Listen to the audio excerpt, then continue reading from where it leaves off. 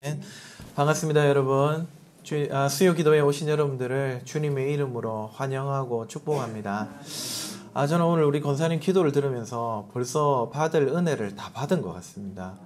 왜냐하면 설교자로서 기쁨이 무엇인가 곰곰이 생각해 보니까 제가 전하는 하나님의 말씀을 우리 성도님들이 듣고 새기고 또 삶에 열매 맺는 것 아니겠습니까? 저는 말씀이 열매 맺는 것 가운데 가장 첫 열매가 제 사역 경험으로서는 기도였습니다. 성도들의 기도가 하나님의 말씀에 입각해 바뀌는 것을 볼 때 그것이 제 사역의 열매였고 설교자의 기쁨이라고 항상 생각을 해왔는데, 오늘 우리 권사님 기도하시는데 그동안 제가 설교했던 내용들을 하나하나 곱씹으면서 기도하시는 모습이 이미 저는 은혜를 받았습니다. 저는 여기서 만족하는데 이제 여러분들 차례입니다. 말씀을 잘 들으시고 기도하는 가운데 우리 하나님 주시는 은혜와 평강이 충만하기를 주님의 이름으로 축복합니다. 사랑하는 성도님들, 지금 우리는 주기도문의 간구들을 살펴보고 있습니다.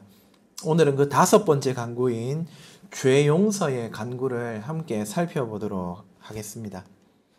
방금 우리가 12절 말씀을 읽었는데요. 여러분, 그 말씀을 읽으니까 어떤 뉘앙스로 읽혀지십니까? 어떤 생각이 드십니까? 우리가 우리 이웃의 죄를 용서했으니까 하나님도 우리를 한번 좀 봐주십시오, 이런 느낌이 들지 않습니까? 혹시 불경한 저만 그렇게 느끼고 읽었습니까? 얼핏 내가 남을 용서한 공로가 있으니까 하나님도 나를 용서해 주셔야 이게 수지가 맞는 일이죠 라고 하나님께 이야기하는 것 같습니다. 그런데 여러분, 이 말씀의 원문을 보시면은 우리말 성경의 앞에 있는 말들이 나중에 나옵니다. 먼저 나오는 말, 핵심적인 말들은 무엇이냐면은 우리의 빚들을 탕감해 주십시오, 우리의 죄들을 용서해 주십시오, 이 말을 가장 먼저 주문으로 내걸고 있습니다. 우리를 용서해 주십시오, 이 기도가 핵심입니다. 건방지게 내가 이 정도 했습니다 먼저 내미는 구절이 아니라는 말씀입니다. 그리고 나서 우리가 우리 죄를 사하여 준 것처럼 이 말이 나옵니다. 그래서 이 구절을 이 유명한 신약학자인 요아킴 예레미야스는 이렇게 번역했습니다. 우리의 죄를 사하여 주옵소서, 그와 동시에 우리도 우리에게 빚진 자들을 용서하겠나이다. 우리말 성경을 보면은 우리가 용서했으니까 하나님도 우리를 용서해 주십시오, 조건을 내미는 것 같지만 전혀 다른 문장이 되고 있습니다. 우리의 죄악을 용서해 주십시오, 그와 동시에 우리도 우리에게 빚진 자들을 용서하겠나이다. 지금 죄 용서 기도는 공로를 내세우면서 간구하는 내용이 아니라 먼저 하나님의 은혜를 간구하면서 동시에 서약하는 내용이라는 것을 알 수가 있습니다. 죄를 용서해 주십시오 하는 간구와 우리도 죄를 용서하겠습니다 하는 서약, 간구와 서약, 기도와 맹세, 이것이 오늘 간구의 핵심입니다. 이 내용을 각각 한번 살펴봅시다. 첫째로, 이 기도는 나의 상태를 직시하고 하나님의 은혜를 구하는 기도입니다. 내 상태를 제대로 알고는 하나님께 은혜를 구한다는 말씀입니다. 여러분, 주기도, 이것은 하나님 나라 백성들이 올리는 기도입니다. 예수님의 보혈로 이미 죄 용서를 받은 천국 백성들이 올려드릴 수 있는 기도입니다. 왜냐하면 예수님의 이름으로 기도하기 때문에 예수님을 믿는 자, 예수님 안에 거하는 자, 하나님의 백성된 자들만이 이 기도를 올릴 수가 있습니다. 그래서 초기 기독교회는 이 주기도를 아무나에게 공개하지 않았습니다. 교회에 처음 들어왔을 때 3년 혹은 4년, 어떤 지역에서는 길면 5년까지 신앙 고백을 확인한 다음에 정말 이 사람이 예수의 사람인가 확신이 들면 그제서야 이 기도를 가르쳤습니다. 어쨌든 용서받은 하나님의 백성들의 기도라는 말씀입니다. 그런데 그런 백성들의 기도의 내용이 죄를 용서해달라. 여러분 어떻게 생각하십니까? 이미 죄 용서 받았는데 다시 죄를 용서해달라. 뭔가 잘못된 것처럼 느껴지기도 합니다. 하지만 그렇지 않습니다. 이 기도야말로 우리의 상황, 우리의 현실, 우리의 상태를 일깨워주는 기도입니다. 여러분, 우리가 죄를 용서해 주십시오 기도하는 순간 이 기도는 우리는 하나님의 은혜 없이는 살 수 없는 여전한 죄인입니다 하는 고백을 올리는 것과 마찬가지가 됩니다. 예수 그리스도를 믿고 하나님 나라 백성이 된 우리라고는 하지만 매일매일 주시는 용서의 은혜가 없다면 살 수 없다는 사실을 직시하는 기도가 이 간구입니다. 예, 우리 신부는 분명히 변했습니다. 죄인에서 의인으로, 세상에서 천국으로, 원수에서 자녀로 분명하게 변화되었습니다. 하지만 그 말이 우리는 더 이상 죄를 짓지 않는 완벽한 상태가 되었다. 이 말은 결코 아닙니다. 우리는 변화되었지만 여전히 변화되어야 하는 아주 묘한 상태에 있는 사람들입니다. 이것을 신학자들은 긴장이다, 텐션이다 이렇게 표현했습니다. 이미 변화되었지만 아직 완전히 변화된 것은 아닌 이런 아리까리한 상태를 긴장이라고 표현을 했습니다. 여러분, 우리의 상태가 왜 긴장 가운데 있을까요? 그것은 저와 여러분이 속해 있는 나라, 곧 하나님의 나라, 천국이 바로 그런 긴장 상태이기 때문에 발생합니다. 세례 요한이 회개하라, 천국이 가까이 왔다, 완료입니다. 이미 왔다 그랬습니다. 예수님이 십자가에서 다 이루었다, 테텔레스타이, 완료입니다.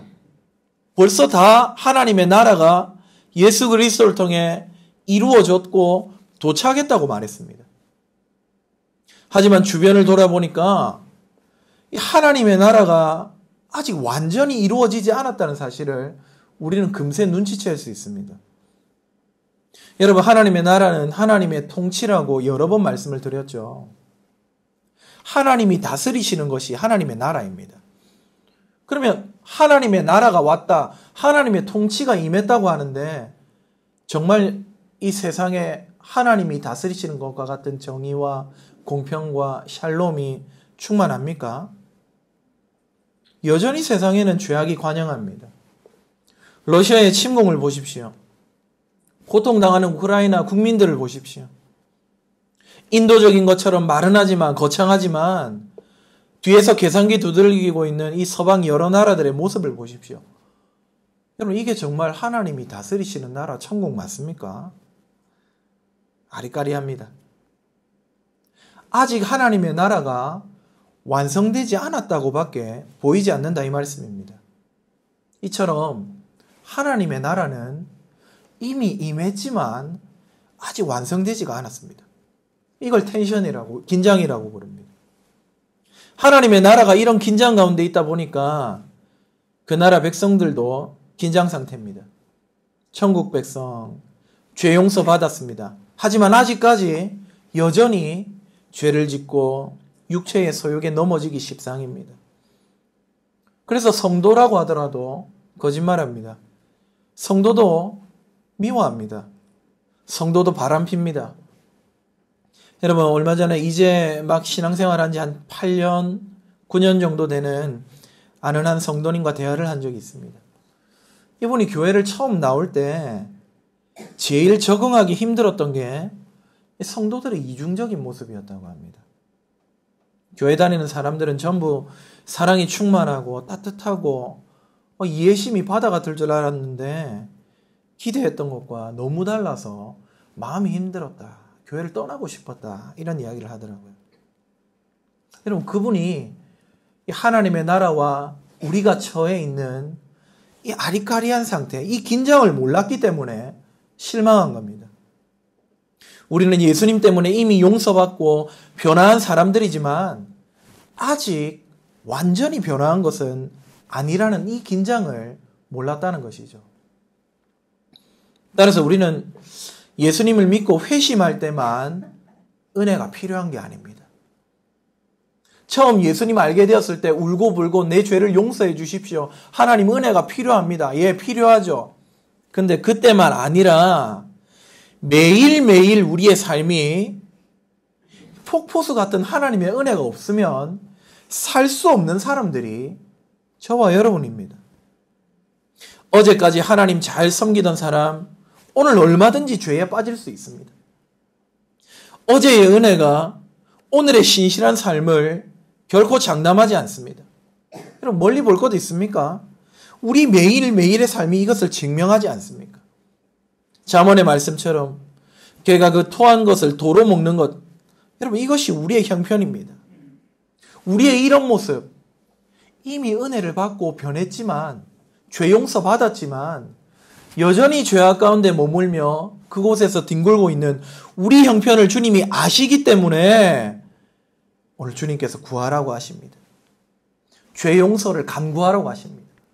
죄 용서로 대변되는 하나님의 은혜를 구하라고 하십니다. 하나님의 은혜가 없으면 넘어질 수밖에 없는 죄인이기 때문에 하나님, 오늘도 나의 죄를 용서하시고 죄를 이길 힘을 주십시오. 간구하라고 우리에게 부탁하는 것입니다. 사랑하는 성도 여러분, 하나님 앞에서 저와 여러분이 얼마나 연약한 죄인인지를 직시할 수 있기를 주님의 이름으로 축복합니다. 하나님 앞에서 우리는 여전히 완악한 죄인이라는 사실을 이 기도를 통해 고백하실 수 있기를 주님의 이름으로 간절히 축복합니다.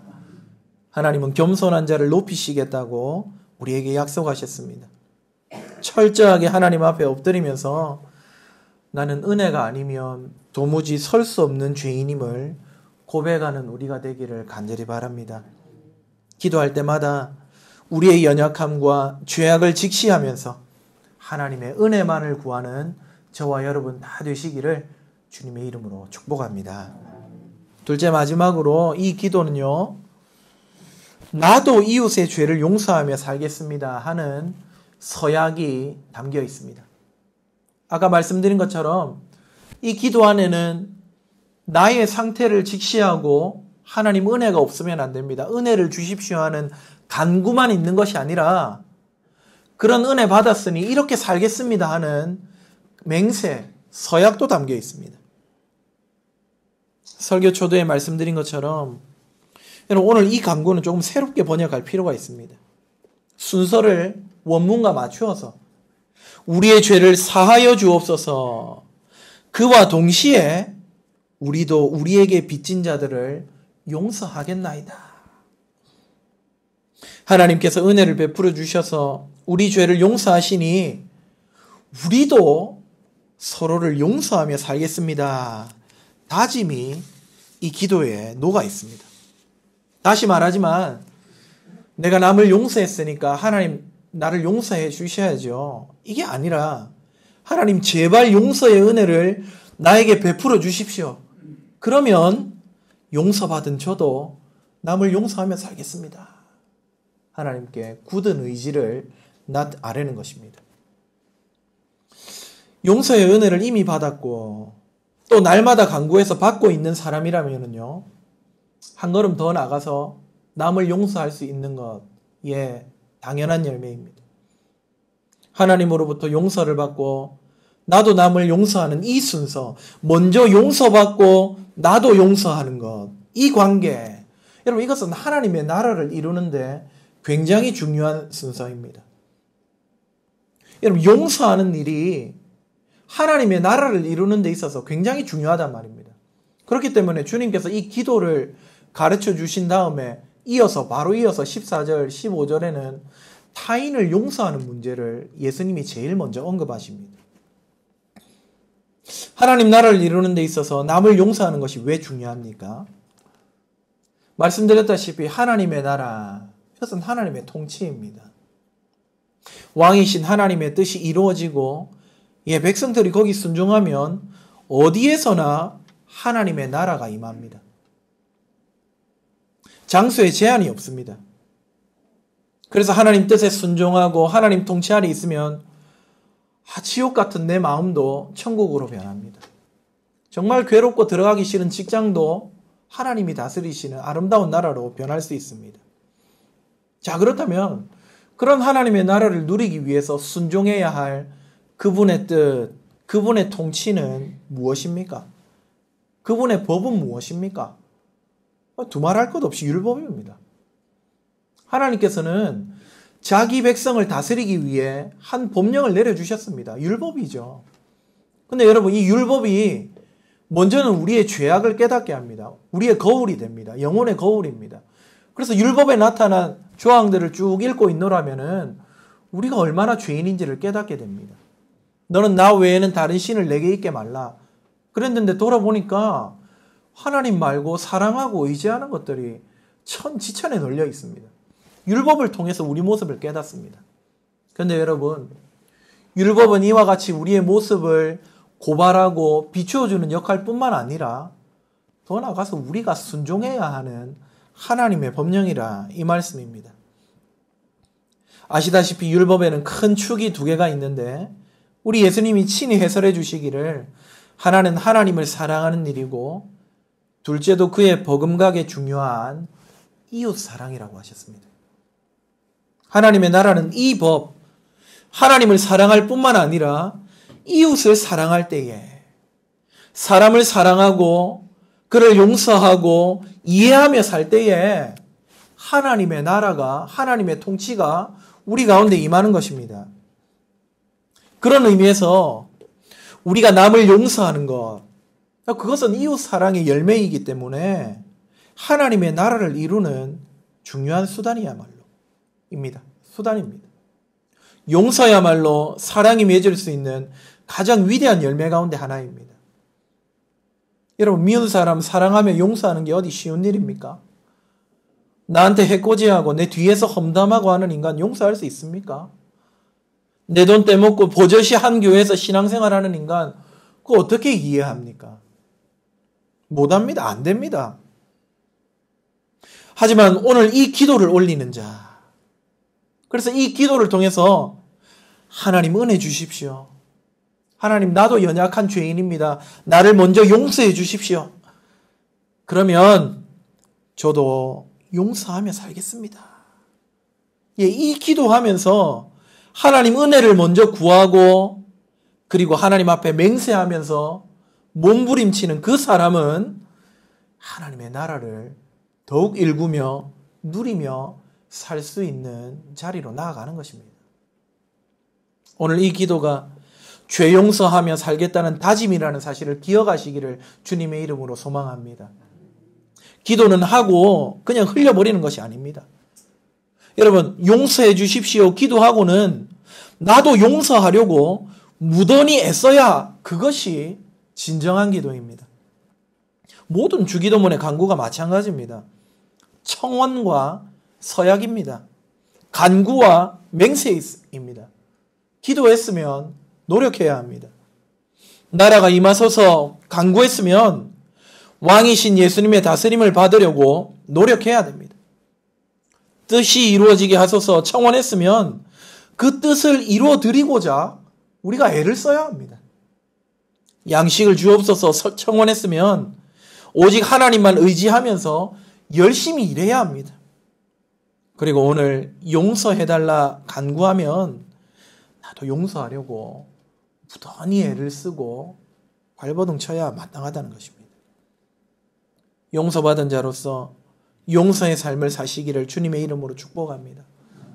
용서는 정말이지 우리의 능력으로 될 수 없는 일입니다.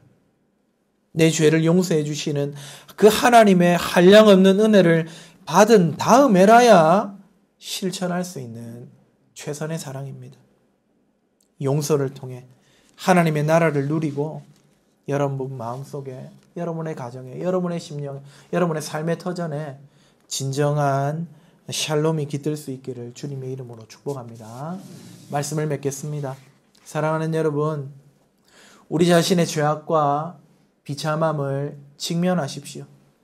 그리고 거기서 좌절하지 마시고 오히려 그곳에서 우리를 건지시는 하나님의 용서의 은혜를 구하며 나아가시기를 주님의 이름으로 축복합니다. 그리고 그 용서의 은혜를 받아서 나도 용서하며 나도 이해하며 나도 누군가를 품으며 살아가는 그렇게 하나님의 나라를 이 땅 가운데 우리 삶 가운데 일구며 누리며 사는 우리 모든 성도님들 다 되시기를 주님의 이름으로 축복합니다.